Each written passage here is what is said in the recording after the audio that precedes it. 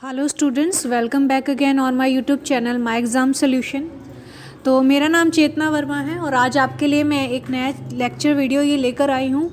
जो भी एमपीएस के स्टूडेंट्स हैं, एमए पॉलिटिकल साइंस के, उनका जो है ये चैप्टर है एमपीएस 1 का यूनिट 9 संप्रभुता।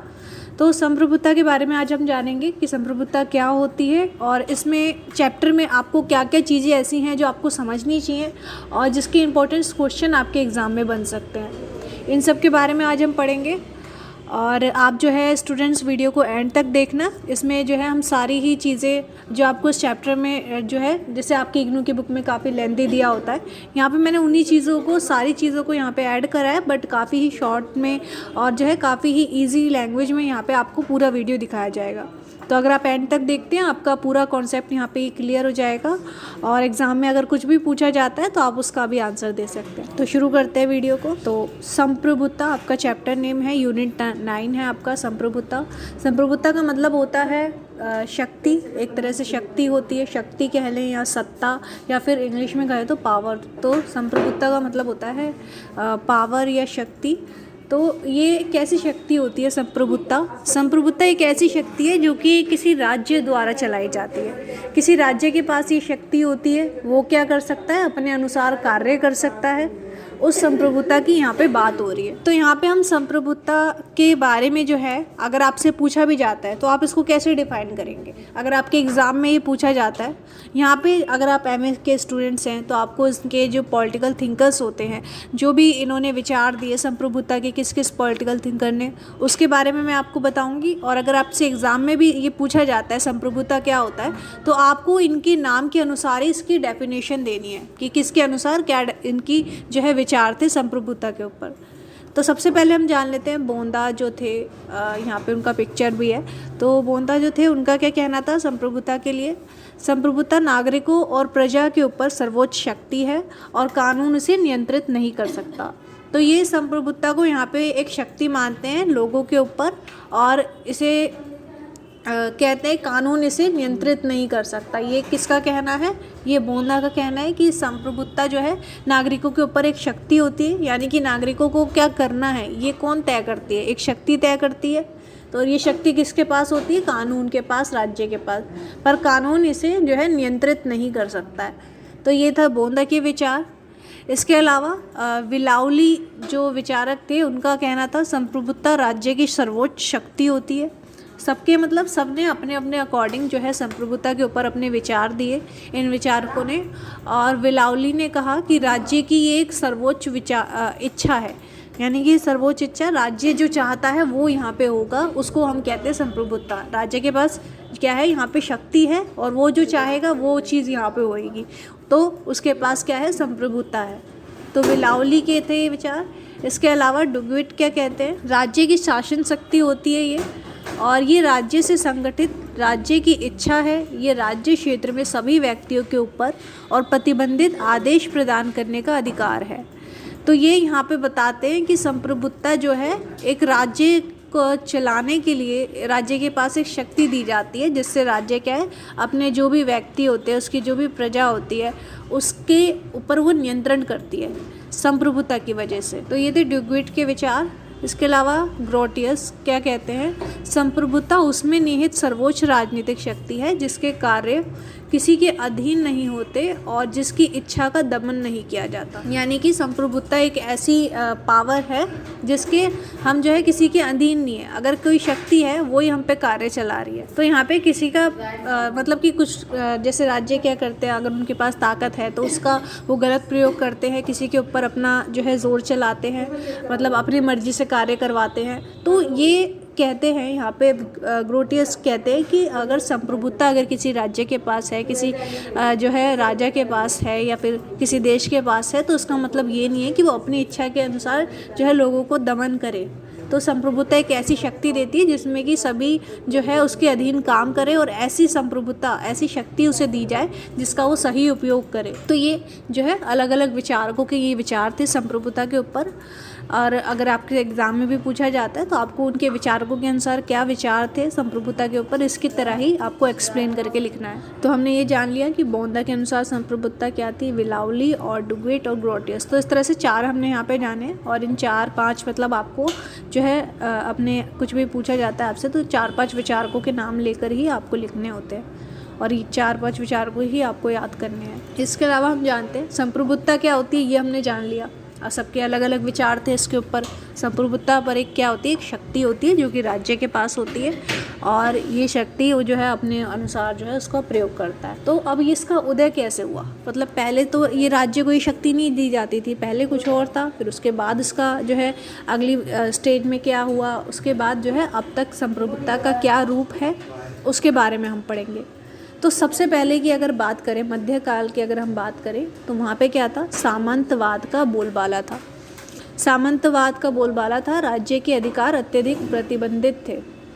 यहाँ पर क्या था, सामंतवाद को बोला जाता था, और राज्य के जितने भी अधिकार होते थे वो एक सीमित थे, एक मतलब प्रतिबंध थे। ऐसा नहीं कि राज्य जो है कुछ भी अपनी मर्जी से कर सकता है या कानून बना सकता है, लोगों के लिए नियम बना सकता है। उस टाइम पे ऐसा नहीं था। उस वहाँ के जो है राजा मतलब जो है अपनी प्रजा से या तो अपने जो भी उसके मंत्री होते थे उससे पूछता था, या फिर वहाँ पे एक चीज़ और प्रचलित थी जो कि वहाँ पे चलती थी, वो थी गिरजाघर। ये गिरजाघर द्वारा नियंत्रित था और इसका नियंत्रण पादरी द्वारा होता था।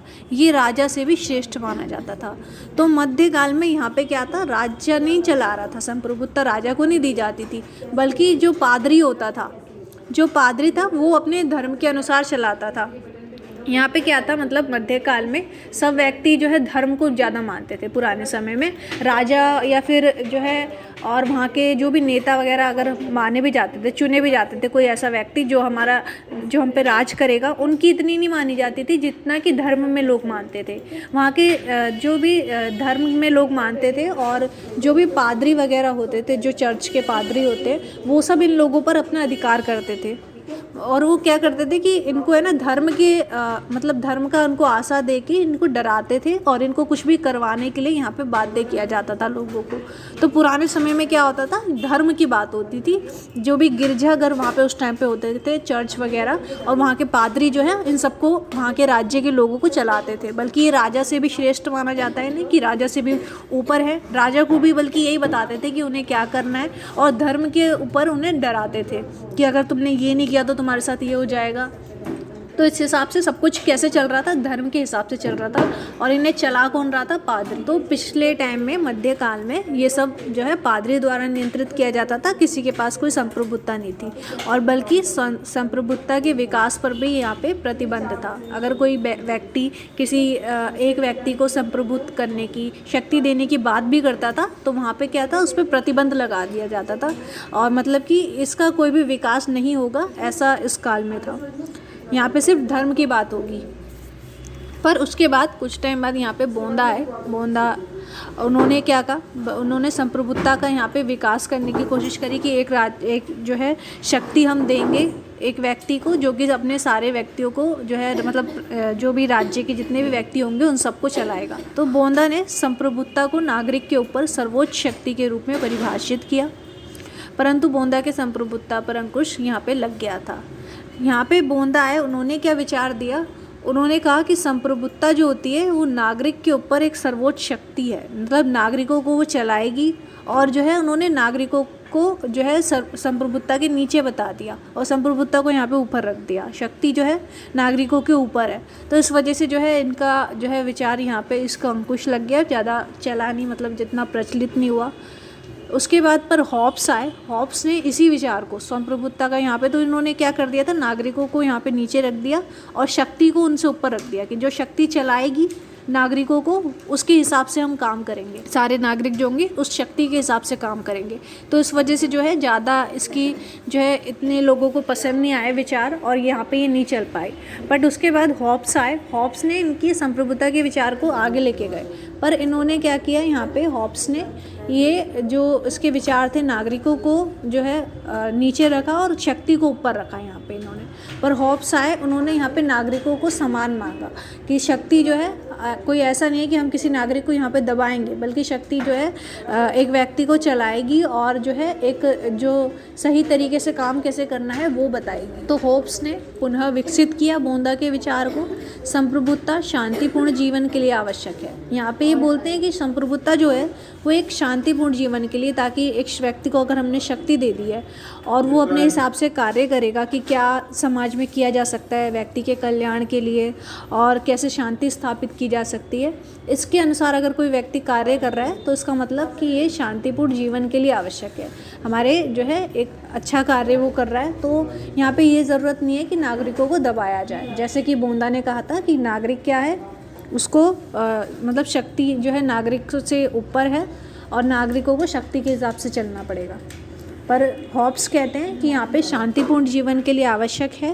हॉब्स ने स्पष्ट किया कि ये किसी व्यक्ति की हत्या करने, चोट पहुँचाने अथवा अंग भंग करने का आदेश नहीं है। यानी कि कुछ व्यक्ति, जैसे अगर किसी के पास शक्ति है, ताकत है, तो वो किसी व्यक्ति को ठेस पहुँचाएं, ऐसा जो है हम उसको संप्रभुता को नहीं बता सकते कि वो किसी व्यक्ति की, चाहे तो जिसके पास हम शक्ति दे रहे हैं वो चाहे तो किसी व्यक्ति की हत्या कर दे या उसे चोट पहुँचाए, इस तरह की शक्ति वो नहीं है।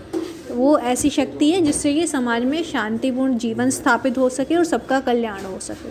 तो यहाँ पे हॉब्स ने जो है संप्रभुता के विचार को आगे लेके गए और उनको जो है बोंदा ने जो विचार दिए थे उसमें थोड़ा चेंजेस लेकर आए। उसके बाद जॉन लॉक ने भी जो है इस पर अपनी राय दी। जॉन लॉक जो थे उन्होंने कहा कानून के नियम की वकालत की यहाँ पे संप्रभुता शक्ति अखंड नहीं है।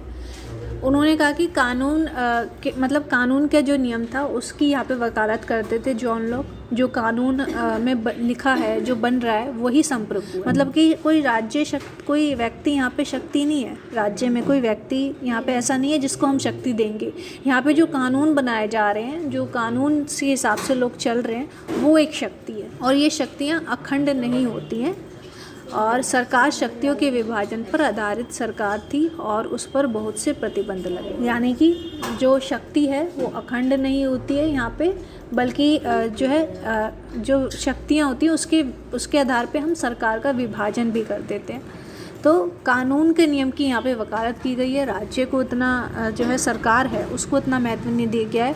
मतलब जो कानून में लिखा है, जो कानून बनता है उसके अनुसार ही सब व्यक्ति चलेंगे और जो है वही एक शक्ति मानी जाएगी एक इंसान के ऊपर। फिर हेगल आए। हेगल ने इस पे क्या विचार दिए, राज्य पृथ्वी पर परमात्मा है। पर यहाँ हेगल क्या कहते थे, वो राज्य की मतलब राज्य को यहाँ पे उन्होंने परमात्मा बना दिया। यहाँ पे अभी तक किसकी बात हो रही थी कि नागरिक जो है एक उसके ऊपर शक्ति चले जाएगी ताकि जीवन में हम क्या है शांतिपूर्ण जीवन जी सकें और जो है समाज में एक समानता स्थापित कर सकें, इसके लिए हम जो है कार्य करेंगे। पर यहाँ पे हेगल आए, इन्होंने भी राज्य की शक्ति को यहाँ पे बड़ा बता दिया। यानी कि राज्य जो है पृथ्वी पर एक परमात्मा है और उन्होंने व्यक्ति को राज्य के अधीन कर दिया। यानी कि यहाँ पे इन्होंने भी क्या किया कि राज्य को ही सारी शक्ति देने की बात कर दी। यहाँ पे कानून को देने की बात हो रही थी, व्यक्ति को समान समझे जाने की बात हो रही थी। पर जो हेगल आए उन्होंने क्या किया, व्यक्ति को क्या है राज्य के अधीन कर दिया। राज्य के पास सारी शक्ति होगी और राज्य ही सबको चलाएगा। और इन्होंने साथ में ये भी कहा, युद्ध का उल्लेख किया कि राज्य को युद्ध का अधिकार है, युद्ध के द्वारा ही राज्य की शक्तियों का पता चलता है। इसके अलावा इन्होंने ये कहा कि राज्य को क्या करना चाहिए, युद्ध लड़ना चाहिए। मतलब कोई भी अगर राज्य है उससे युद्ध लड़ेगा तो उसकी शक्तियों का पता चलेगा कि उसके पास कितनी शक्तियाँ हैं। तो यहाँ पे इस तरह की शक्तियों की ये बात करता था कि राज्य जो है वो शक्तिशाली होता है, उसके पास सारी शक्तियाँ होती हैं और हमें जो है राज्य के अधीन सब नागरिकों को चलना चाहिए। तो यहाँ पे इसने राज्य को बड़ा कर दिया था। तो ये थे जो है संप्रभुता पे सबके विचार और इसका उदय इस तरह से यहाँ पे हुआ। सबसे पहले मध्यकाल में सिर्फ जो है धर्म में ही लोग मानते थे और पादरी उन्हें चलाते थे। फिर बोंदा आए, उन्होंने भी क्या किया, यहाँ पे नागरिकों को जो है शक्ति को ऊपर बता दिया और नागरिकों को यहाँ पे कम बता दिया।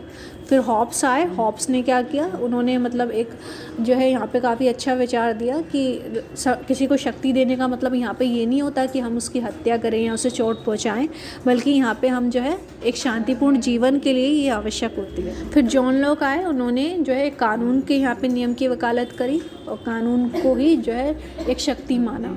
हेगल आए, उन्होंने राज्य की शक्तियों को यहाँ पे बढ़ावा दे दिया कि राज्य की जो शक्ति है वो सब उसके अनुसार सब लोग चलेंगे। तो इस तरह से जो है इसका सबका उदय होता है।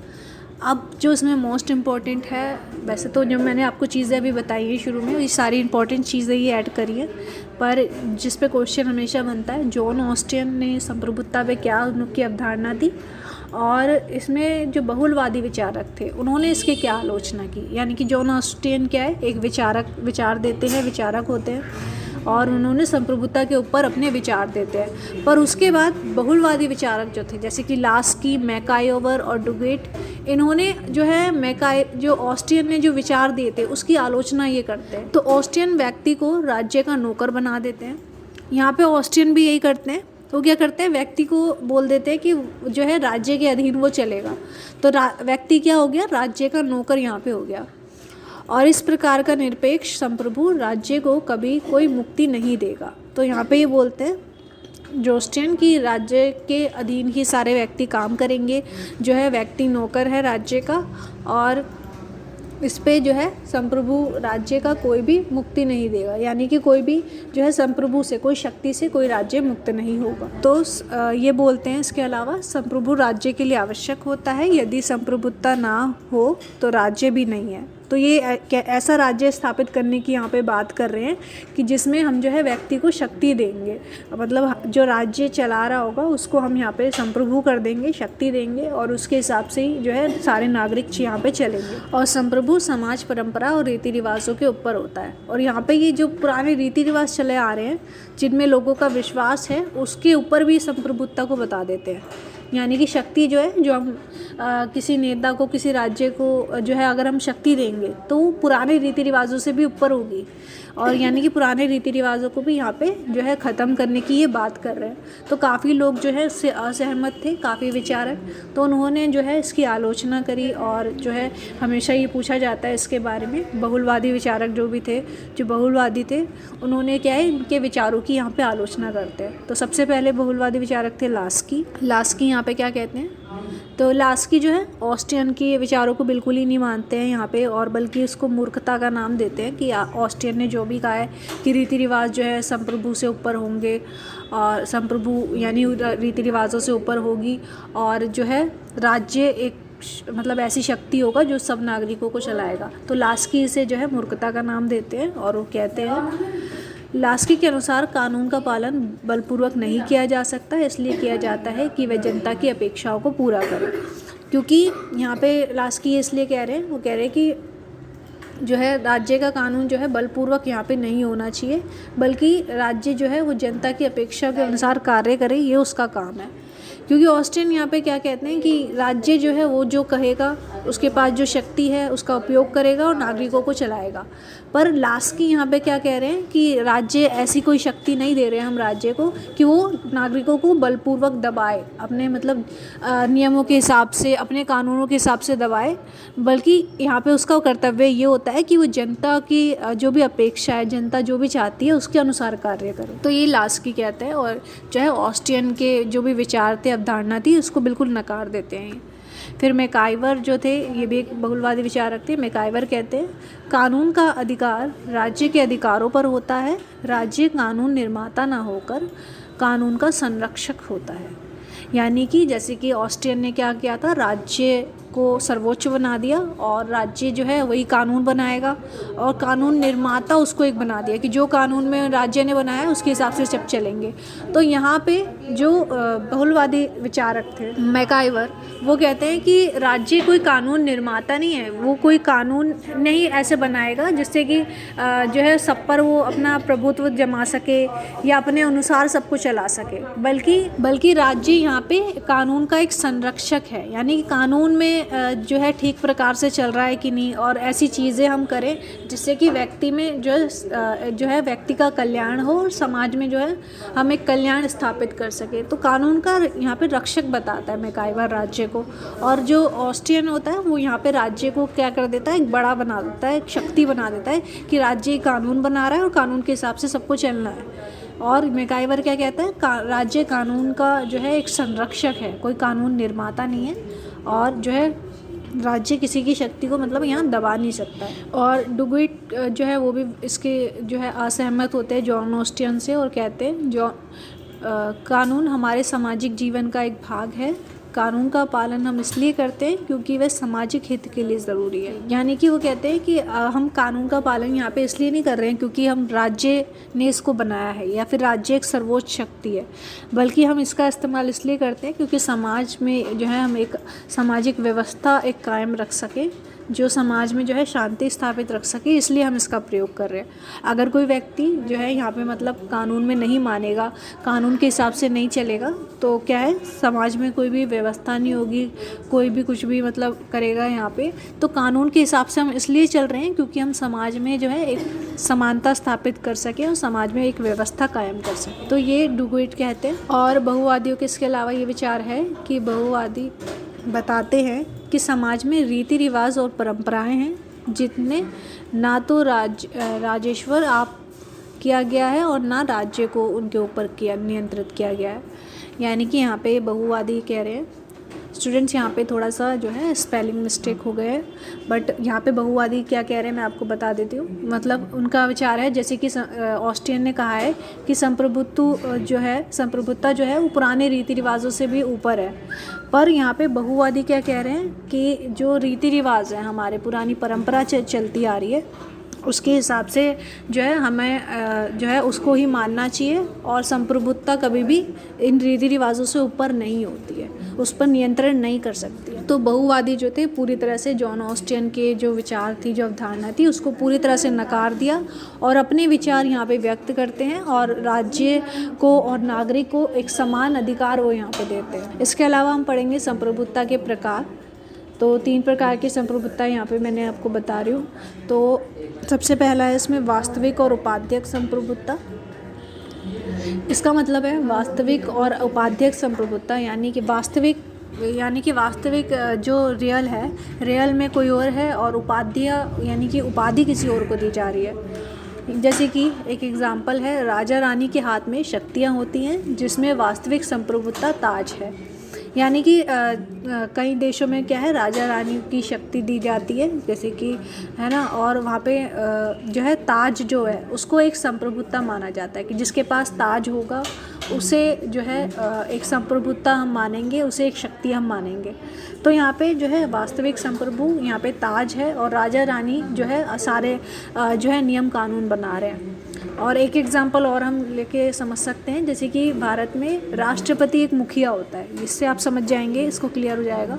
यानी कि राष्ट्रपति क्या है, एक मुखिया है, पर जो वास्तविक संप्रभु है प्रधानमंत्री और उसका मंत्रिमंडल है। यानी कि यहाँ पे हम सर्वोच्च शक्ति किसको मानते हैं, बड़ा कौन है इसमें, राष्ट्रपति को हम बड़ा मानते हैं, पर इसको चला कौन रहा है पूरे देश को, ये प्रधानमंत्री चला रहा है, और उसका मंत्रिमंडल जो उसे सलाह देता है, जो कानून नियम उसके अनुसार बनाता है, उसके हिसाब से सब चल रहे हैं। पर मुखिया किसको माना जाता है, राष्ट्रपति को। तो इसलिए वास्तविक में कौन है, राष्ट्रपति। वास्तविक में यहाँ पे जो है प्रधानमंत्री और उसका मंत्रिमंडल है, पर उपाध्यता यहाँ पे किसको दी गई है, राष्ट्रपति को दी गई है। तो इस तरह से जो है आप इसे समझ सकते हैं। और हम अगर बात करें विधिक और राजनीतिक संप्रभुत्ता, तो विधिक एक संवैधानिक संकल्पना है। विधिक संप्रभु नया पूर्ण व्यापक है, उसके पास कानून और आदेश को क्रियान्वित करने के लिए निग्रही शक्तियाँ हैं।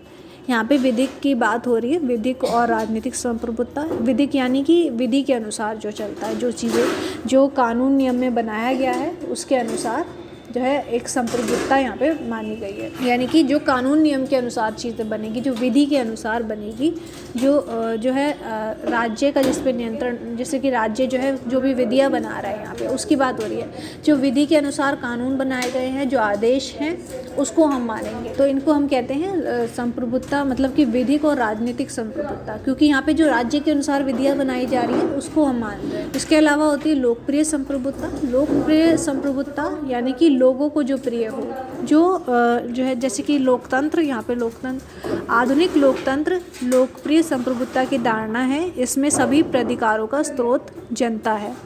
लोकप्रिय संप्रभुता जो आज के टाइम में चल रही है, यानी कि लोकतंत्र यानी कि हम जो है अपनी मर्जी से आज हम जो है संप्रभुता हैं, यानी कि हम अपने हिसाब से शक्तियों को चला रहे हैं। मतलब हम जो भी राजनीति में हो रहा है उसमें आज जनता का इन्वॉल्वमेंट है।